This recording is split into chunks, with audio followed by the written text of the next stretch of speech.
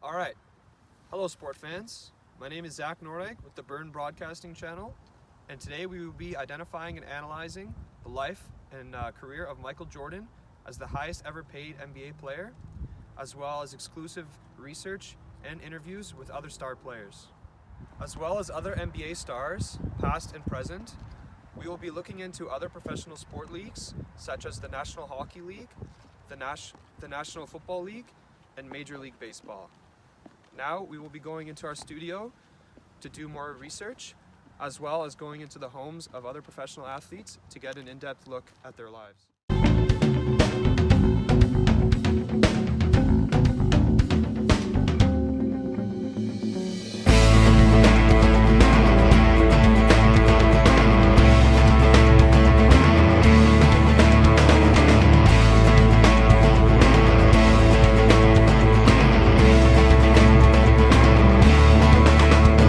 Have a graph comparing the wages of Michael Jordan compared to John Tavares, compared to Clayton Kershaw, compared to Aaron Rodgers. All modern superstars, but it is clear from this graph that Michael Jordan still holds the highest amount. In this graph, we can see that this is a comparison between Michael Jordan and other players in his era, and no one really even comes close to his wages, although these are all superstars in their own rights. And in this graph, we show Michael Jordan's wages compared to NBA superstars of today's age. Some players may have more, but considering that Michael Jordan played over 20 years ago, it is still pretty amazing. And we're back. I'm here with my co-partner Robert Marcon, here to discuss the history of Michael Jordan. Robert?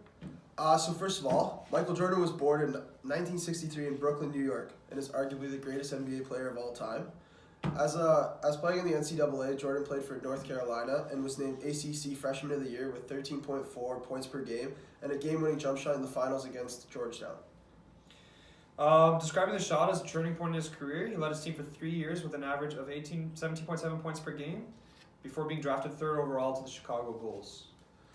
He played for 15 seasons in the NBA for the Chicago Bulls and the Washington Wizards combined, racking in a career total of 32,292 points, and with 6,672 rebounds and 5,633 assists, which is pretty incredible.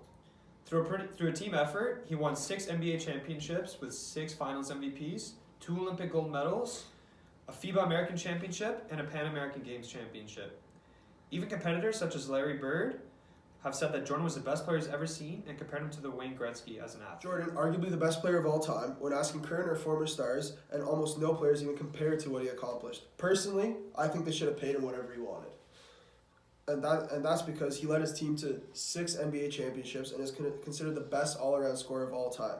His salary of $33 million a year was substantial at the time, as his salary surpassed the salary of what 19 out of 29 teams paid their players combined. While he's arguably one of the best players of all time, I personally don't believe that he should be making more money than 19 other teams combined. With players like Shaquille O'Neal, Charles Barkley, David Robinson, and Hakeem Olajuwon, all superstar players on their own, it is a bit ridiculous to think that he makes more than almost all those players. But we are talking about Michael Jordan here, Zach. Even the previous president of the United States, Barack Obama, stated, when calling someone the Michael Jordan of something, the person is considered the best at that specified activity. All right, well, I think we're running out of time here, so I'm going to send it over to our NBA experts about the history of our salary cap in the NBA. Hello, sports fans. My name is Sam Gordon. And I'm Kyle Charco. And both of us will be sharing a history of the NBA salary cap and how it has changed over the years, how it affects players, and we'll begin with the 1999 collective bargaining agreement. A prominent feature of the 1999 collective bargaining agreement, also known as the CBA, between National Basketball Association's owners and players was the imposition of a maximum player salary. Previously in history, the teams re-signing their own free agents have been allowed to pay those any amount that was mutually agreeable to the teams and players regardless of the NBA's current salary cap.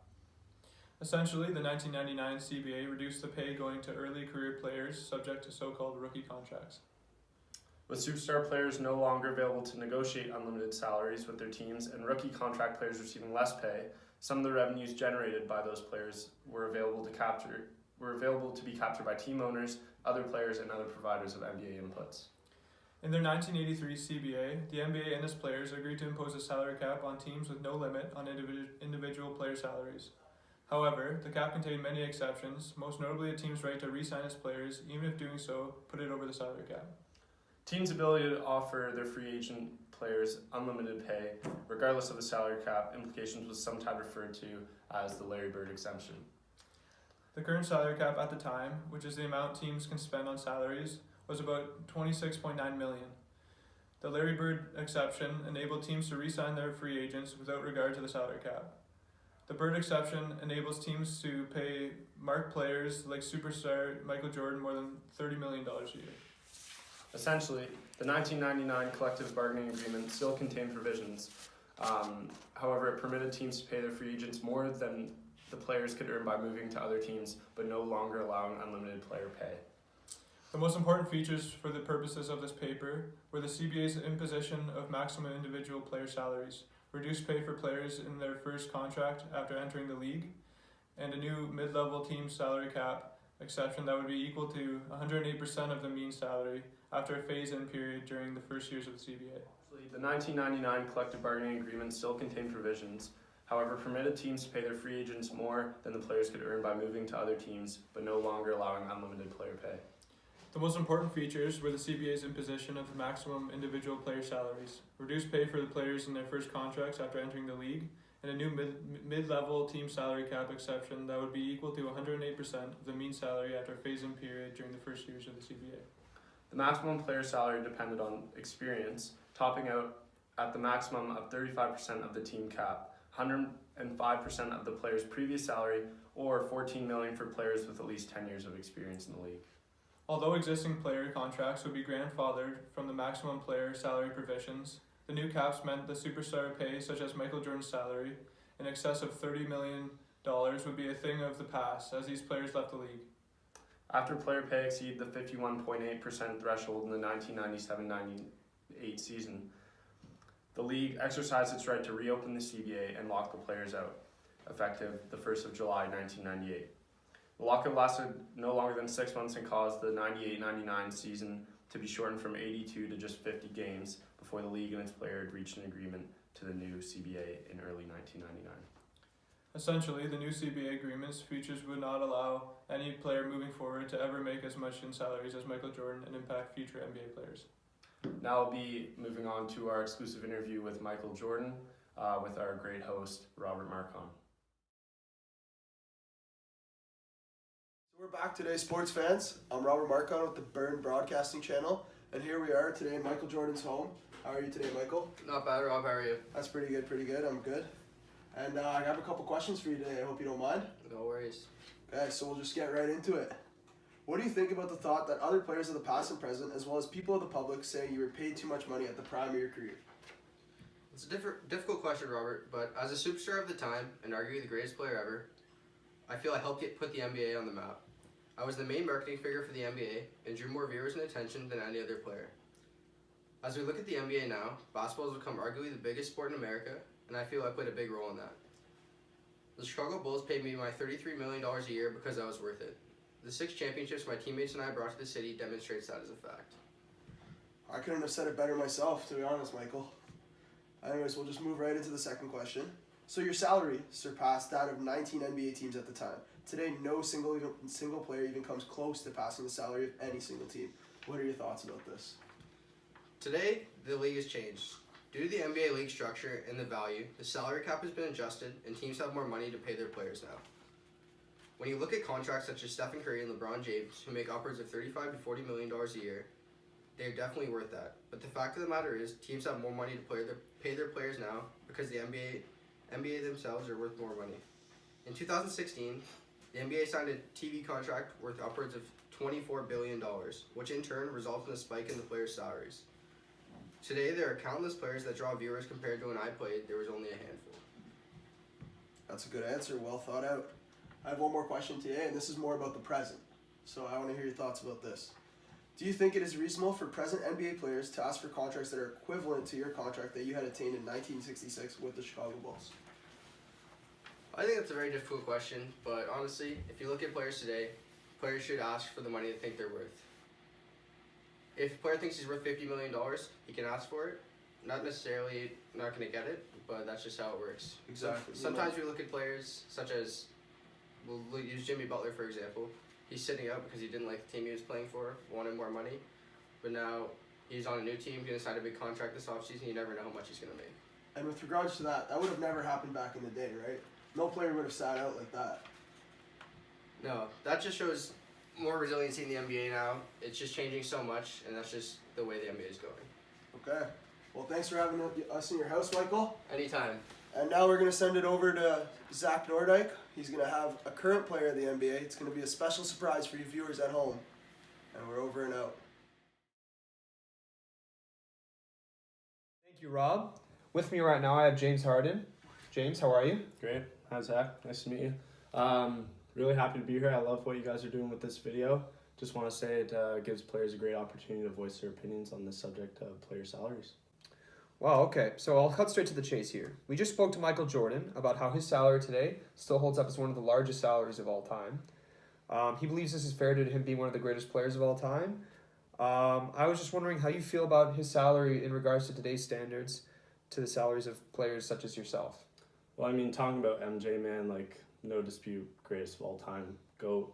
I think he deserved every penny that he got. I mean, you look at what he did during his career, the achievements he made, 6 championships, what he did for the Chicago Bulls organization. I mean, gotta hand it to him, man. No dispute on that. I mean, in terms of myself, I can't really complain. I have one of the highest salaries in the league currently, and I'm making about, let's say, $28 million a year compared to Jordan making just over 30. I mean, you look at what he did and what I've done so far, and it's like, man, I'm good at where I am. Very humble answer. I like that. I won't take up too much more of your time, but one more question I have for you is if you believe that the salary cap that's currently in play in the NBA is a good thing, as do you believe that it keeps the league competitive? Oh, yeah, for sure, man. I mean, like, you look at the NBA now in this trend of players kind of gravitating towards each other, making these so-called super teams, and people are complaining nowadays about how it's unfair, it's ruining the league. You got to have a salary cap in place. It keeps competition fair and it keeps the league interesting. So, I mean, although it does kind of lower the overall salaries of some players, not including myself, I definitely think the salary cap needs to be in place. Very insightful info, James. Thanks for having me here. Yeah, anytime. So now we're going to go to one of our other hosts, Kyle Charco, who's going to move it over to the Football League. Kyle? Thanks, Zach. So we're here outside of Aaron Rodgers' household. We're waiting for him to get back from practice. We just want to ask him a few questions about the salary cap. I think that's him here. Let's go. Mr. Rodgers, nice to meet you. I'm Kyle. How are you, Kyle? I'm good. I only have time for one question today. Okay, so my question is, as a superstar athlete like yourself, do you believe that salary should be able to exceed a team's salary cap, such as Michael Jordan in '96? I would say professional athletes put themselves at risk every game. The money they make, they earn. As for the salary caps, I feel they're in place to make leagues more competitive, so I don't think players should make more than respective teams. But in Michael Jordan's case, I would say he's a once-in-a-lifetime talent, and his accolades speak for themselves. 10 times scoring champion, 5-time MVP, and 6-0 in the NBA Finals, so he deserved what he got. Oh, for sure. Thanks, Mr. Rodgers. Have a good one, Kyle. Thank you, Kyle. Well, that's all the time we have for today. After looking into the salary and career earnings of Michael Jordan and getting insight from other athletes in the sporting world, we have come to the conclusion that the huge $33 million salary of Michael Jordan, that surpassed the entire salary of 19 other NBA teams in the 1997-98 season, is more than justified for a player of his stature. Michael Jordan is a marketing figure that the NBA utilized effectively to help grow their brand, and contracts such as the $24 billion contract the NBA signed in 2016 are most likely due to the impact Michael Jordan had on the game. We would love to hear your opinions and questions on this matter. This is Zach Nordyke of the BBC Network, signing off.